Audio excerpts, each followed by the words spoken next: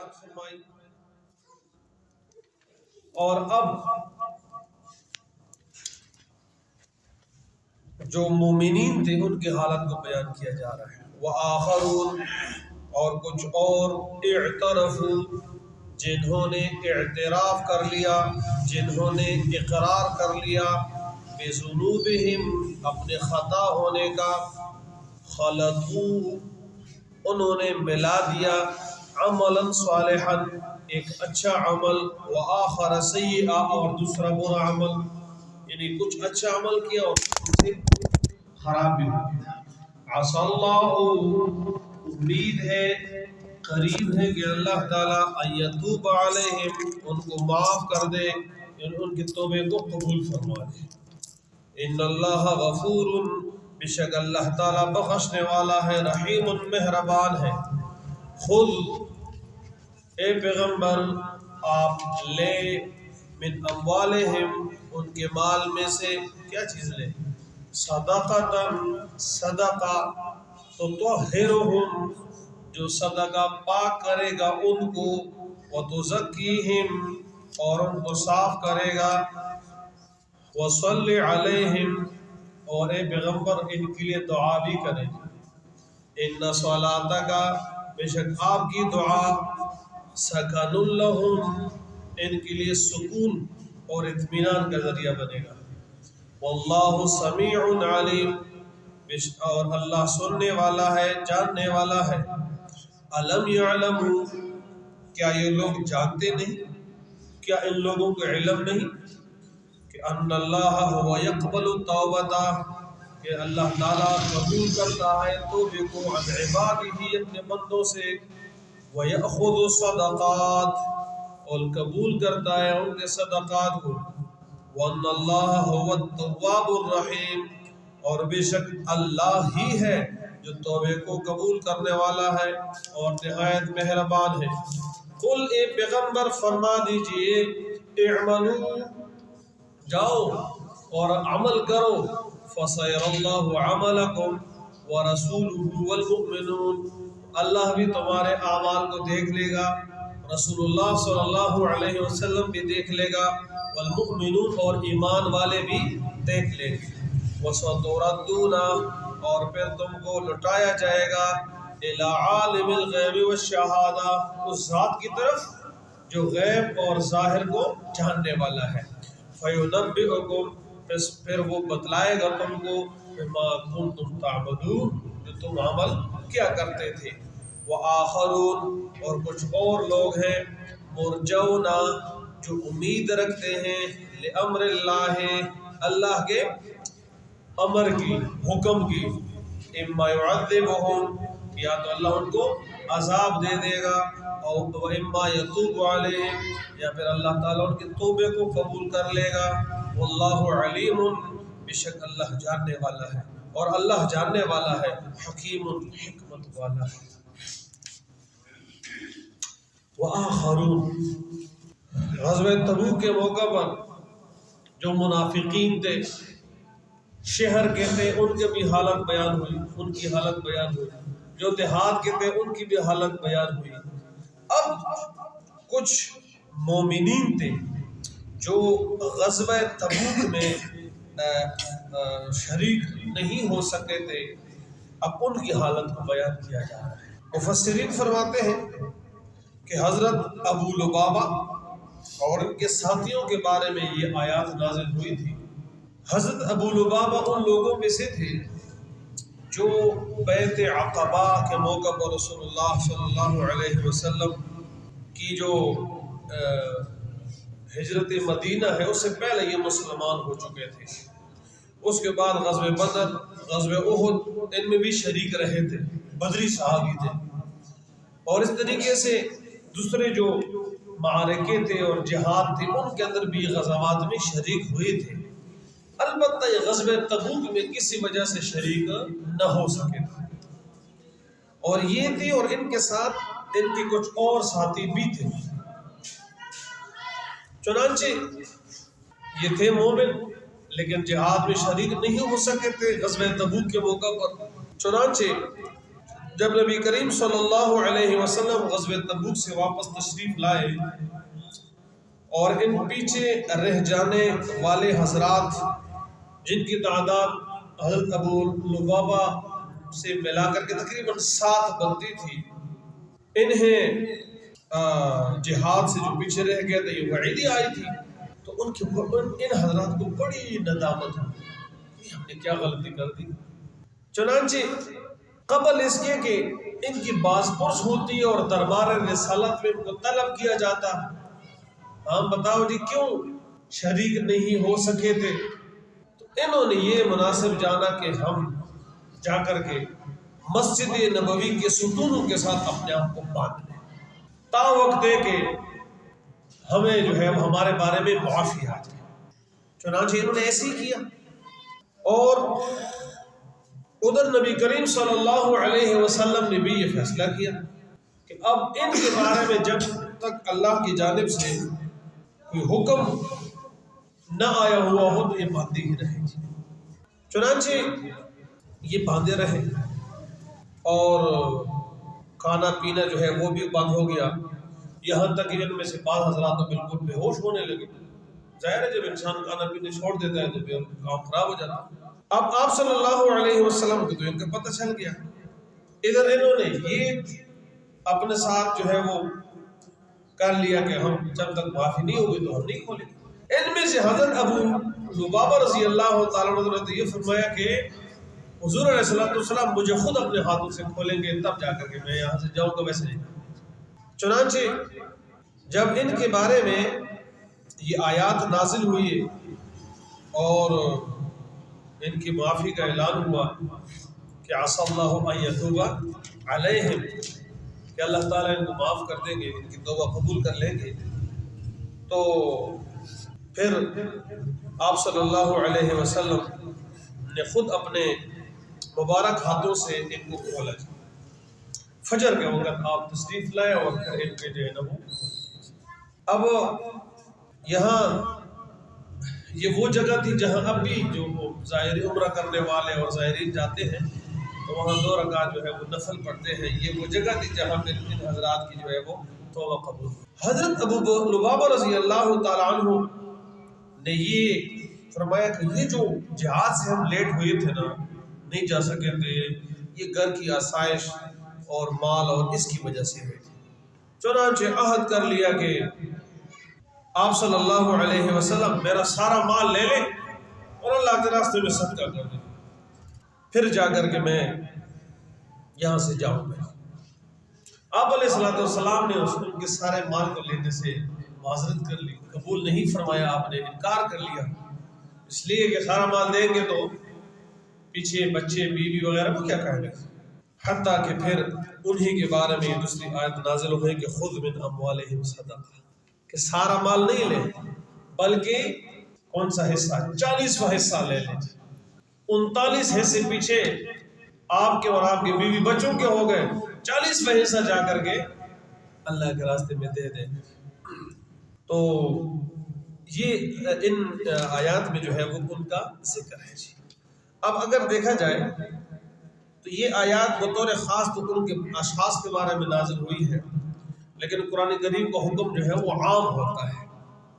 تو اس آیت میں مومنوں کے لیے ایک امید ہے کہ دیکھیں بڑے سے بڑے خطا بھی آدمی سے ہو جائے تو مرنے سے پہلے توبے کا دروازہ کھلا ہے، آپ توبہ کریں، اللہ رب العزت آپ کو معاف کرے۔ اب جب اللہ نے ان کو معاف کر دیا، عسى اللہ ان یتوب علیہم اعلان ہوا، تو لہٰذا کسی کو بھی یہ حق حاصل نہیں ہے کہ ان حضرات صحابہ کرام کے بارے میں کوئی کمزور گفتگو کرے، کمزور الفاظ استعمال کرے، نعوذ باللہ من ذالک، ان کو ڈرپوک کہے۔ ایسے الفاظ کا استعمال بھی کسی کو حق حاصل نہیں ہے۔ اللہ نے معاف کر دیا تو ہم اور آپ کون ہوتے ہیں؟ اس لیے فرمایا وآخرون، اور کچھ اور لوگ تھے، اعترفوا بذنوبہم، انہوں نے اپنے ذنوب، یہ جو خطا ہوئی تھی اس کا اعتراف کر لیا۔ حضرات انبیاء جو ہے وہ خطا سے اور غلطی سے اور گناہ سے وہ معصوم، حضرات صحابہ کرام کے بارے میں اہل سنت والجماعت ہم سب کا یہ امت کا یہ موقف ہے کہ وہ معصوم نہیں تھے لیکن محفوظ تھے۔ معصوم نہیں تھے، معصوم کا معنی سے خطا ہو ہی نہیں سکتی، ایسا نہیں تھا۔ تو اس لیے اعترفوا بذنوبہم، یہ حضرات صحابہ کرام کی شان تھی۔ اب اس میں میجر آپ کو سبق یہ ہے کہ غلطی مجھ سے بھی ہو سکتی ہے، آپ سے بھی ہو سکتی ہے۔ غلطی ہو گئی تو فوراً اس غلطی پر پھر ڈٹنا نہیں ہے، ضد نہیں پکڑنی ہے، بلکہ اپنے اس جرم کا، اپنے اس گناہ کا، غلطی کا اعتراف کرنا چاہیے اور اللہ تعالیٰ سے معافی مانگنی چاہیے، اور اللہ تعالیٰ معاف کرنے والا ہے۔ اعترفوا بذنوبہم، انہوں نے اپنے ذنوب اور اس کا اعتراف کر لیا، اپنی خطا کا اقرار کر لیا۔ خلطوا عملا صالحا وآخر سیئا، یعنی باقی تو بھی انہوں نے اچھے اعمال کیے تھے نا، ایسا نہیں تھا۔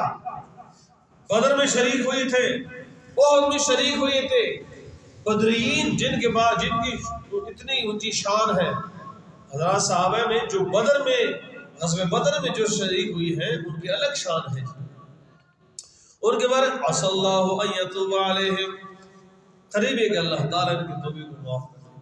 تو اللہ تعالیٰ جب ان کی توبے کو معاف کرنے والے ہیں، ان کی غلطی کو معاف کرنے والے ہیں، ان کے توبے کو قبول کرنے والے ہیں، تو ہم اور آپ کو ہوتے ہیں۔ اس لیے ہم کہتے ہیں کہ قرآن و حدیث کی وہ تشریح معتبر ہے جو تشریح منقول ہو کر کے آئی ہو۔ آج میں آپ کوئی بھی آدمی وہ جناب اپنی تحقیق شروع کر دے اور کہے کہ ایسے اور ویسے، وہ تحقیق ناقابل قبول ہوگی، معتبر نہیں ہوگی۔ قرآن و حدیث کی وہ تشریح معتبر ہے جو تشریح ہمیں منقول ہو کر کے آئی۔ اپنی رائے سے آج 1400 سال 1500 سال بعد ایک آدمی کہتا ہے کہ صحابہ کرام کے حوالے سے باتیں کرتا ہے، ان کی کمزوریوں کو بیان کرتا ہے یا ان کی اس طرح کی غلطیوں کو بیان کرتا ہے، اور یہ موقف اپناتا ہے کہ صحابہ کرام جو ہے وہ ہمارے لیے معیار حق نہیں تھے، ہمارے لیے وہ اتھارٹی نہیں تھے، یہ غلط ہو گئے۔ اس لیے کہ اگر ان سے بشری تقاضے کے مطابق کوئی کمزوری ہوئی بھی ہے تو انہوں نے معاف کر دیا۔ خذ من اموالہم صدقہ، اب صدقے کا حکم آیا کہ ان کے مالوں میں سے صدقہ لے لیں۔ سارا مال یہ دینا چاہتے ہیں، ضرورت نہیں ہے سارے مال دینے کی، ہمارے لیے بھی یہ ہے، یہ آج بھی ہے، ایسا نہیں کہ ایک آدمی سارا مال جو ہے وہ دے دیتے ہیں، تو آپ سارا دیں گے خود کیا کہو گے؟ بھیک مانگو گے، بھیک تو حرام ہے، اور پھر مسجد میں تو اس سے زیادہ حرام ہے۔ بھیک حرام ہے اور مسجد میں تو اس سے زیادہ حرام ہے۔ آج کل ہمارے جتنے بیکاری ہوتے ہیں سب کا رخ مسجد کی طرف ہوتے ہیں، بیکاری اور ان کا رخ مسجد کی طرف ہوتے ہیں۔ بھیک اپنی جگہ پر حرام ہے اور پھر مسجد میں تو ہر سے زیادہ حرام ہے، غلط ہے جی۔ لیکن ہم میں سے دیندار لوگ جا کر کہتے تھے جو مسجد میں اعلان جو اللہ کا نام دیے، وہ صاف نظر دیکھ رہے ہوتے ہیں کہ پوڈری ہے، اس میں نشہ کرتا ہے، منشیات کا عادی ہے، ڈرامہ کر رہا ہے جی، جعلی کاغذ اٹھائی ہوئی ہے، لیکن دے رہے ہوتے ہیں۔ اب کس کو بندہ ہاتھ سے تو نہیں پکڑ سکتے کہ آپ نہ دیں جی، نہیں دینا چاہیے۔ ان کی وجہ سے جو مستحق لوگ ہیں ان کے دروازے بند ہو گئے۔ آج مسجدوں میں اعلانات نہیں لگے ہوتے ہیں، یہاں چندے کا اعلان کرنا منع ہے۔ کیوں اعلان منع ہوا ہے؟ انہی کے لوگوں کی وجہ سے۔ چندہ تو مسجد کا نظام شروع ہی چندے سے ہے، چل رہا ہے مسجد چندے سے، اور قیامت تک چندے کے نظام سے ہی چلتا رہے گا۔ مدرسے کا، مرکز کا، جتنا دین کا سسٹم ہے یہ سب چندے کے سے چل رہا ہے اور چلتا رہے گا، قیامت کے صبح تک چلتا رہے گا۔ لیکن اعلان لگتا ہے کہ نہیں لگتا مسجدوں میں؟ ہر جگہ پہ لگا ہوتا ہے۔ مسجد میں چندے کا اعلان کرنا منع ہے، کیوں؟ ان بھکاریوں کی وجہ سے۔ ایک آدمی اپنے اس کی استطاعت کمزور ہے، ہر حالت میں اس کو نہیں ہے، مخصوص کچھ حالات ہوتے ہیں کہ جس میں پھر وہ مانگ سکتا ہے، بھیک مانگ سکتا ہے، مخصوص حالات ہوتے ہیں، لیکن ہر کسی کے لیے نہیں۔ اب یہاں تو لوگوں نے کاروبار بنایا ہوا ہے، ایسے ایسے لوگ ہیں جن کی اپنے کاریں ہیں، اپنے کوٹھیاں ہیں، وہ جا کے بھیک مانگ رہے ہوتے ہیں، کالا چشمہ لگائے ہوئے ہوتے ہیں، مجھے نظر نہیں لگتی ہوتی۔ کچھ ایسے ہیں جنہوں نے یہ کیا ہوتا ہے گھٹنے باندھے ہوئے ہوتے ہیں اور کہتے ہیں کہ ہم وہ ہیں معذور ہیں ہمیں تو. اور کچھ ایسے ہوتے ہیں وہ ایک چیز لگائی ہوتی ہے, اب صبح ایک آدمی جا رہا ہوتا ہے صدقہ دو چبر کر رہے ہوتے ہیں دینے اور پہ 5 روپے لیتے بھی نہیں ہے. عرض کرنے کا مقصد ہے یہ جب ہم دین کو نہیں سمجھیں گے نا اور اپنی عقل استعمال کریں گے ہم سے افراد اور تفریط ہوتے رہیں گے. اس لیے کہ کسی جگہ پر ہم اس کو دین سمجھیں گے دیں گے غلط ہوگا, اور کسی جگہ پر جناب وہ ٹھیک ہوگا ہم اس کو نہیں کریں گے. یہی ہے کہ آج ایک مولوی صاحب مسجد کے لیے مدرسے کے لیے اعلان کرتا ہے تو ہمارے دیکھو نا چلنے کا اعلان کر رہے ہیں, اس کو نہیں پتا ہے کہ وہ بیچارے پیچھے جو مدرسے کا پورا نظام ہے وہ چلنے سے چل رہا ہوتا ہے. تو فرمایا کہ خذ من اموالہم صدقہ, لے ان کے مال میں سے صدقہ تطہرہم, لیکن صدقہ دینے سے مال پاک ہو جاتا ہے کم نہیں ہوتا. اور یہ تجربہ بھی ہے جو لوگ اپنے مال میں سے صدقہ دیتے ہیں اللہ رب العزت ان کے مال کو پاک کر دیتے ہیں اور کاروبار میں برکت آتی ہے اور عجیب عجیب بیماریوں سے اللہ تعالیٰ محفوظ رکھتے ہیں. اور جب نہیں دیتے اللہ کا حکم ہے نہیں دیتے اللہ کا حق ہے نہیں دیتے, پیسے نے تو بہرحال نکلنا ہی نکلنا ہے, صورت بدل جائے گی نا. اس لیے اللہ کا جو بھی حکم ہے اس حوالے سے بخل نہیں کرنا چاہیے. پیسے اللہ نے دیے ہیں تو اللہ کا حکم پورا کرنا.